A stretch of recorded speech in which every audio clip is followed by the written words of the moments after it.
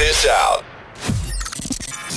And now, from Louisville, Kentucky, the horse capital of the world and sports junkies' finest, giving you wagering advice and sports analysis. It's On the Switch with your host, GenoG. Ladies and gentlemen, welcome back to On the Switch Show. I'm your host, GenoG, and as always, we're with Travis. What's up, Trav? What's going on? Well, today, I know it's been a little while since we've had a show, but today we're going to touch base with everything that has kind of gone on in sports since we had a last episode. First and foremost, I want to go over LeBron James, okay? This was obviously the biggest free agent this season, this offseason in the NBA. Obviously, he's the best player in the world, perhaps the greatest of all time. The biggest decision came, would he follow his son? Once and on the show, we talked about this, how LeBron's son all of a sudden signs on to play high school basketball in L.A. And we thought it was a significant deal as LeBron, who has never, we've been over this as well in the NBA Finals, he has never been in trouble. He's never beaten his wife. He's never had any infidelity. He's never had an issue. The only bad thing that he has been in the news for ever is the fact that maybe he's quote-unquote given up, according to some people, at certain points in times in games or in playoffs. Otherwise, the guy is just perfect. I mean, I don't like using that word. I don't really know another word to use, but the guy's just like never in trouble. He just goes out there, plays his ass off, wins games, wins championships. There's nothing else we can say. So, big family guy, was he going to follow his son out to L.A.? Was he going to stay in Cleveland to where he's always said he's going to be home? Was he going to go to a team like Philadelphia? Philly is on the up and up. They're young. They're talented. If they could get a guy like LeBron, perhaps Philly could overtake the Eastern Conference and really challenge Golden State in the Western Conference. Personally, and here at On the Switch, we thought he would stay in the Eastern Conference just from the standpoint that you wouldn't have to go up against Golden State. I think LeBron relishes that opportunity, just the fact that he gets to play Golden State multiple times, and he gets the opportunity to say, I beat them. He gets the last laugh. Now, I think with this, Kawhi Leonard has always said that he wants to go to L.A., so I think perhaps LeBron signed on thinking LA could get a deal done to get Kawhi Leonard from San Antonio and have their own quote-unquote master team with LeBron and Kawhi coring that team towards taking on Golden State to get to the NBA Finals out of the Western Conference. With that being said, LeBron is going to LA. He will be a Laker. He is beyond excited from everything that I've seen and reports that I've read. He seems extremely happy. He was at summer ball for the Lakers as well in all Lakers gear. He seems to fit in. At LA and the big stage seems to be his kind of thing. And I really, this upcoming season and the following, I would say even 3, 4, 5 seasons, I think we could see a different LeBron James going to LA. I think he's really going to take things by the neck and really take things to the next level. I know it's kind of crazy to say when you're talking about LeBron James, but the fact that big stage, he knows that this franchise has struggled since Kobe kind of, was over the hill, over the hump. He wants to take them back to prominence, and I think he's going to do that, especially if they can somehow finagle a way to get Kawhi Leonard. I think the two of them would just be amazing together. So look for that. Congratulations to LeBron James on signing with the LA Lakers. I wish him the best of luck. And for me personally, and from what we do here at On the Switch, I don't like the Lakers to win the Western Conference. I still think to this point, until somebody beats Golden State's the team to beat. I don't care if they're the 1 seed, the 2 seed, the 7 seed. Doesn't matter. Golden State's the team to beat unless if something changes. With that being said, I think the greatest upside is with Houston still. Houston had an opportunity to beat Golden State in the Western Conference Finals, but Chris Paul gets hurt. If Chris Paul doesn't get hurt and doesn't play the last two, and plays the last 2 games, I'm telling you, Golden State was in a lot of trouble. They couldn't stop Houston, so I think Houston has a chance to challenge Golden State again for the top seed, and then also end of the year as the Western Conference final I think it's going to be Houston and Golden State. L.A. could make a run. I just don't think LeBron James by himself in the Western Conference is enough. But I like Houston and Golden State still. I know it's super chalky, but I think with Chris Paul healthy, Houston will be my pick as the Western Conference team in the NBA Finals. Next, Del Mar and Saratoga just started. Del Mar opening day was Wednesday. Saratoga started on Friday. Both, we have an email route. We talked about this on the previous podcast that we would have an email route for these two things. If you haven't jumped on board, please at me at DeVilleKY32 on Twitter. Send me a DM. Send me your email. I'll get you added onto the list. Also, if you perhaps don't have Twitter and you're listening, you can send me an email at GenoG@ontheswitch.com as well to get added on. Lots of races, lots of good racing, stake races literally every single day, it seems like. Tons of horses, tons of value. We had a $20 winner from Del Mar yesterday. We had 4 top pick winners from Saratoga yesterday or on Friday as well. We had 2 stake winners. Yeah, I think 2 stake winners on Thursday from Del Mar. One was a second choice. Both of them were second choices, I think. So having some success so far early in the meet. The couple of spot plays that we've had haven't turned out yet, but we're going to be turning that around as soon as possible. Lastly, one thing that I want to touch on, and it's a little bit disappointing in a way, and it's nobody's fault but mine. The fact that we weren't able to put down a show prior to the British Open, which is going on currently. I did post my selections on Twitter, and I really liked this week Jordan Spieth coming into the week. Although he struggled putting, which is perhaps maybe the biggest thing when it comes into this week in the British Open, I think big stage, Jordan Spieth, he's just the guy. Like, he relishes this opportunity. He relishes everything about major championships, British Opens, who, he just won in 2017. I just thought it was all about Jordan Spieth. And especially at 22-1, Jordan Spieth had a lot of value near the top as one of the top contenders. Near the top, Jordan Spieth just seemed to be the guy that I kept coming to. Whether it was 150 to 175 yard and in proximity to the hole, he's top 10. Whether it was outside 30 feet putting, strokes gained, he was top 10. Everything that you went by, I always kept going back to Jordan Spieth.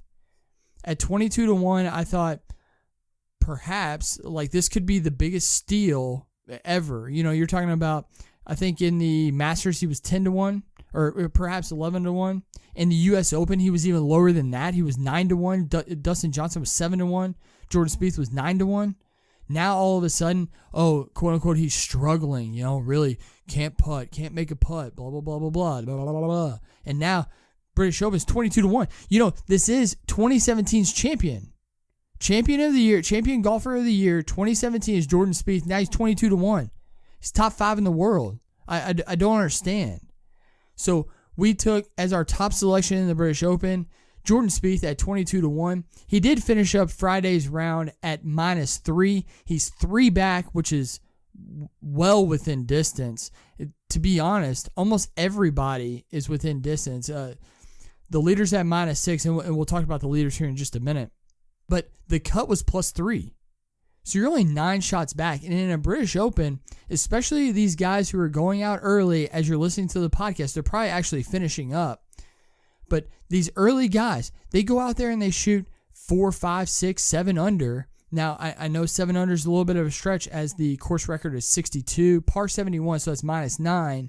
So 7 under would be quite a phenomenal round. But it's dewy, it's wet, it's cold. And actually, although all these things seem like negatives, for the guys going out early, you can literally just hit at pins, straight at pins. I mean, just darts right at the flag because all the greens are holding, or they're easier to hold. Let's put it that way.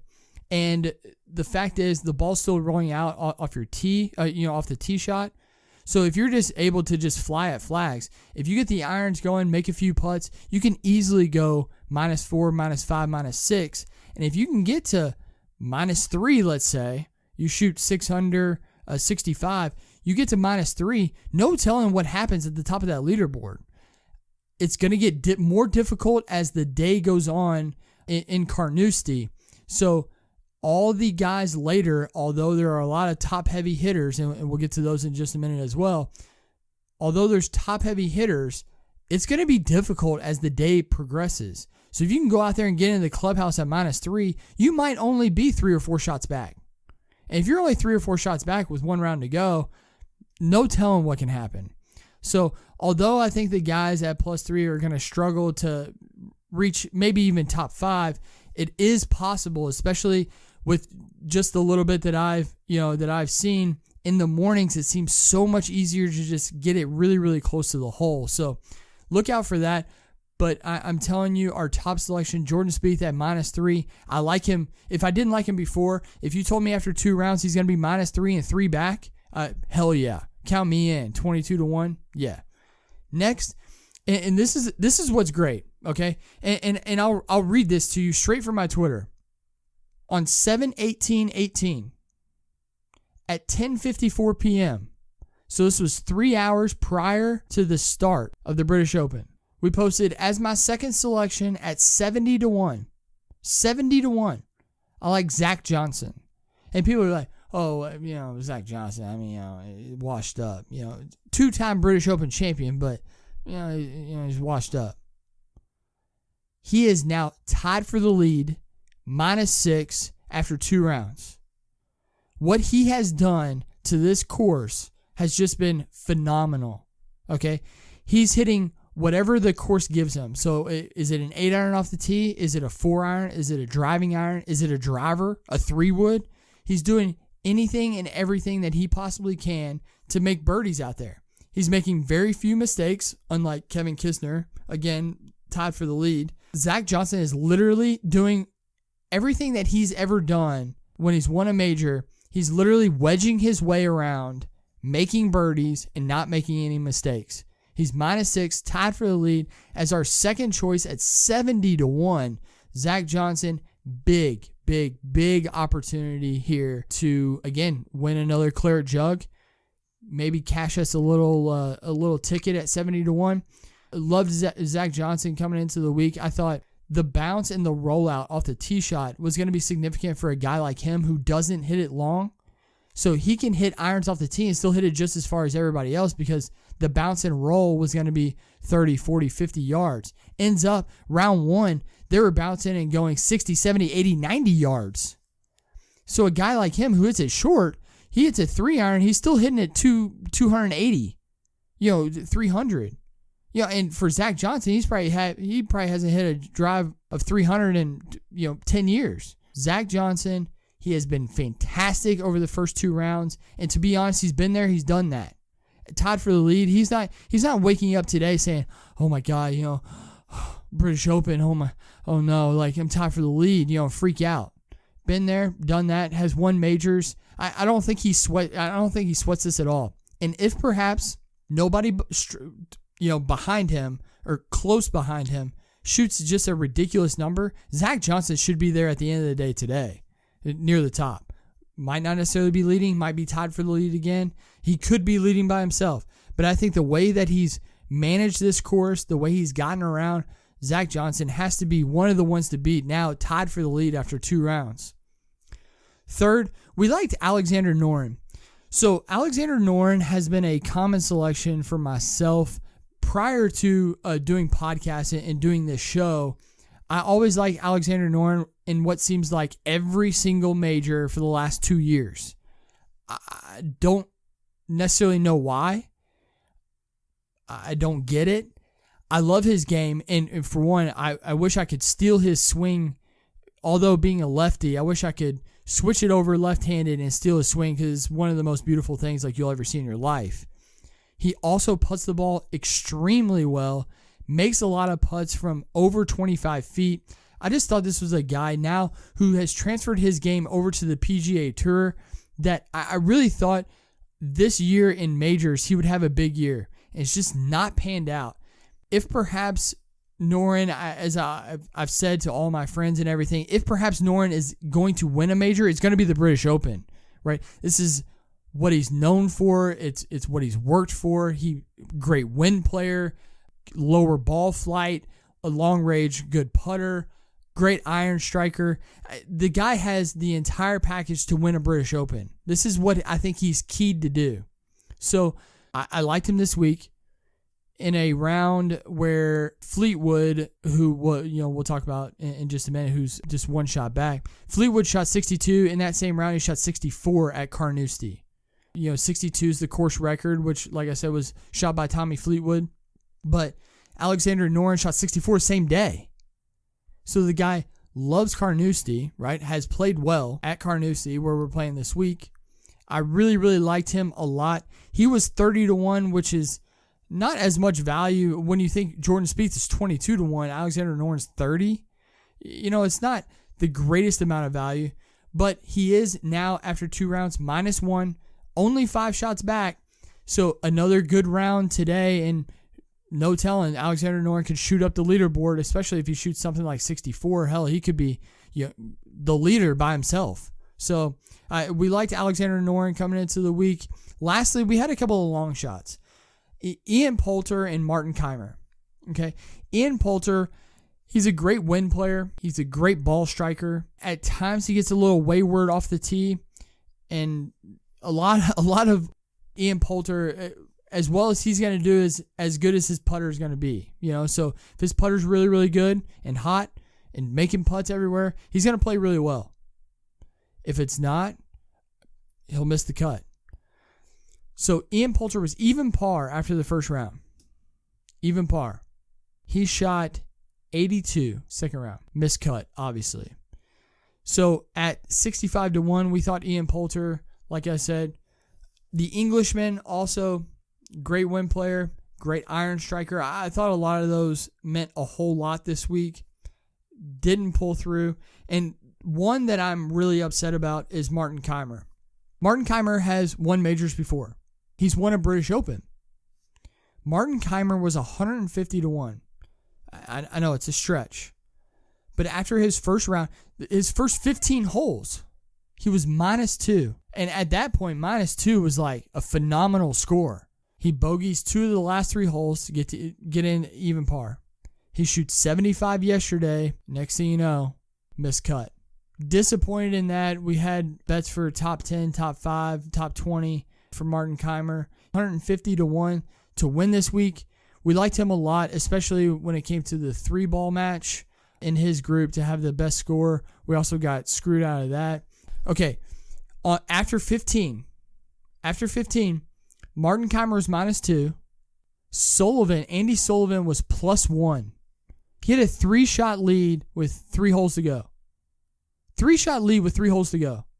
He bogeys 2 of the last 3 holes. Andy Sullivan gets a birdie, pars the other 2. And next thing you know, they tie. I lose. Extremely frustrating when it comes to Martin Kaymer, but a lot of good things looking forward. Jordan Spieth, 22-1. He's at -3. 3 back of Zach Johnson, who's our second choice, 70-1, leading currently. And then we have Alexander Noren, who's still alive at 30-1. When looking at the British Open as a whole, though, I'm so excited for this weekend because it is absolutely stacked. Whether you have Zach Johnson, who's a major winner, you have Kevin Kisner, who's been a multi-winner on the PGA Tour. You have Xander Schauffele, who just won the Tour Championship last year. Young guy, humble, very soft-spoken, hits the ball so well, so far, and makes putts. He's only 1 back. You have Pat Perez, who, what's interesting about Pat Perez this week, he's just been super aggressive off the tee. It's paid off. He's also made some mistakes. And he even showed frustration in an interview after his round yesterday because he hasn't driven the ball that well. Although when he has, he's capitalized on that. He's made birdies. He's 1 back at -5. And then the guy that we just mentioned, Tommy Fleetwood. Tommy Fleetwood owns the course record at Carnoustie, 62. This, and we posted this on Twitter before even making our selections, that if perhaps it was anybody's week, it's Tommy Fleetwood's week. He's won here. He won an amateur event here. The guy just owns the course record. Everything stacked up to look at Tommy Fleetwood and say, you're the guy. And at 20-1, I could see a lot of people jumping on board. My biggest issue with Tommy Fleetwood is sometimes he just gets lackluster out there. He just throws a dud. And then all of a sudden he shoots 65 and there he is, top 10. And then, like in the U.S. Open, he shoots, I forget what it was, 64, final round. He just shoots up the leaderboard. The issue with him is he can't put all 4 rounds together. Now, he's only one back now. But again, as I said, maybe his lackluster round came in round 1. He shot plus 172 in the first round. He comes back to shoot 65. He's the only person to date, in the first 2 rounds, to have a bogey-free round. He's the only one. Yesterday's 65 was that round. And again, this is exactly what Tommy Fleetwood does. Lackluster, then all of a sudden shoots 65. And here he is, one back, and perhaps could win his first major championship right here at Carnoustie, a course that he's had tons and tons and tons of success at. Next is a group at -4, and there's a bunch of them. We have Finally Lombard, who's a South African that we don't know a whole lot about. Van Rohen, who again is another South African that we don't know anything about. Matt Kuchar, who's interesting. We'll talk about him in a second, but I want to get to the guy at -4 that I think is the most dangerous, and that's Rory McIlroy. Rory McIlroy, obviously, and it all goes back to when he was a kid. He said basically in an interview before this week started, he was like, I've just lost my aggressiveness. Although I hit it so far off the tee, I'm just not being aggressive, or not as aggressive as what he would like. So he said this week he was going to revert back to his younger days, where he literally was just going after every flag. Didn't give a shit. He was like, screw it. Like I'm going after the flag. I don't care. Whatever happens, happens. Let's do it. This week he's had success. He struggled early, but man, he's made a ton of birdies by doing this. He's -4 and a guy that I think obviously can go super low here. And who knows? I mean, you go super low, you could easily have the lead after the 3rd round. And Rory McIlroy, who's also a major winner, definitely has a big chance, only 2 back. Matt Kuchar, who's also 2 back at -4, is interesting. Last year, he dueled with Spieth, and I'm telling you, with 5 holes to go, I would have banked on the fact that Kuchar was taking down the British Open last year. I would take it to the bank. Unfortunately, whether it was something that he did or whether it was just Jordan Spieth being Jordan Spieth, Kuchar ended up finishing in 2nd, had a wonderful year, all 4 majors in the top 10 last year. Now he finds himself 2 back again, put himself in a great position, seemed really excited in his post-round interview with NBC. He just seems super excited and humbled to be in this spot again. He seems primed and ready to go. A guy who's just going to go out there and plot his way around. He's going to go out there, shoot 68, 69, and just hope that no one goes super low. If perhaps the course gets tougher, it dries out, and it becomes more difficult, Kuchar's a guy with Zach Johnson. They're just not going to make any mistakes. They're not going to go super, super low, but they're not going to shoot themselves in the foot either. So Matt Kuchar at -4, again, another guy that really, if I'm being honest, is a guy, as an avid golfer and a lover of golf, I hope Matt Kuchar wins a major because I think he deserves it. Great guy, loving, very passionate about fans, kids, great for the game. And going into that now, you want to talk about good for kids, good for the game, very charitable. And that's Ricky Fowler. Ricky Fowler's -3, 3 back. Ricky Fowler is that guy that if I had to choose, I want him to win a major now. He's best friends and is blasted over everywhere.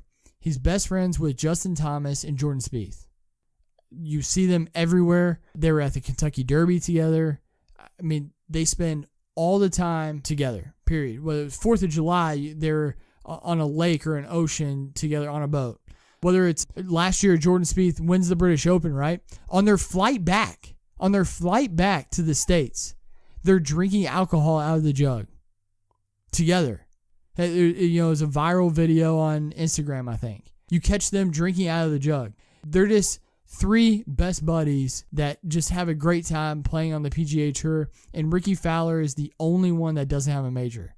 It would be epic to see Jordan Spieth be there and present the claret jug to one of his best friends in Ricky Fowler this week. He's 3 back. Definitely needs a low round today. I think the guys that are 3 back, a guy like Zach Johnson's going to shoot 2 under, so that means that you're technically 5 back. So, one of those rounds, 66, 67, is going to put you right there. So I think he's got to have a good round today. If he does, he's going to be right there as well. Ricky Fowler, top 10 in the world. With that, at -3 is Kevin Chappell, Jordan Spieth, who we talked about as well. Brendan Stone is at -2, Luke List -2. Major winner, Masters champion, Danny Willett is -2. Thornbean Olsen is -2. Masters winner as well, Patrick Reed is out there on the course right now. He's through 13 holes. He's -4 today. He's -1 overall. But yeah, so on and so forth. Brooks Koepka, who won the U.S. Open, he's at -1. Adam Scott, major winner, he's at -1. Like I said, Noren is -1. Ryan Moore -1. So a lot of guys out there still to get started.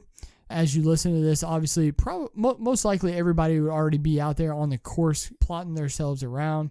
But I want to lastly touch on a few things upcoming. As mentioned in our last podcast, we're going to be talking about college football. College football, I think I saw a video, or maybe it was on SportsCenter or something. I'm not sure, but I believe college football is 30 days away. 33 days away. Something like that. And guess what? What's great about this? We start this season off with Louisville, Alabama. And as a Louisville fan, might be a little nervous. Might be a little anxious. Might be interesting. Could get blown out. Could win. Or maybe not. But yeah, college football is coming up. I know we touched base on the last episode about over-under for wins. Odds just came out to win conference titles. Oklahoma, like in the Big 12. Clemson, the ACC. So Alabama, the SEC. We'll go over some of those selections as well in the next podcast, which will be Monday, posted on Tuesday at 8 a.m. I hope everybody stays with us. As always, I want you all to go to iTunes, at On The Switch, subscribe, give us a 5-star rating, and then go over to YouTube, On The Switch Show, right? Subscribe to us there. Live YouTubes, as we talked about before, very soon. So please subscribe to that so you can get the automated emails as we have posted a new video. Stay with us. We're going to be talking about a bunch of exciting things, like I said, college football, and then soon after that, it's going to be college basketball. We'll start talking about futures when it comes to college basketball. Then, of course, as always, we have horse racing, Del Mar and Saratoga on the email route. And then lastly, Breeders' Cup in November. So a lot of exciting things to look forward to. I hope all of you all stay with us. And from Travis and I and everybody here at On The Switch, we love you all more than anything. And stay with us. On The Switch.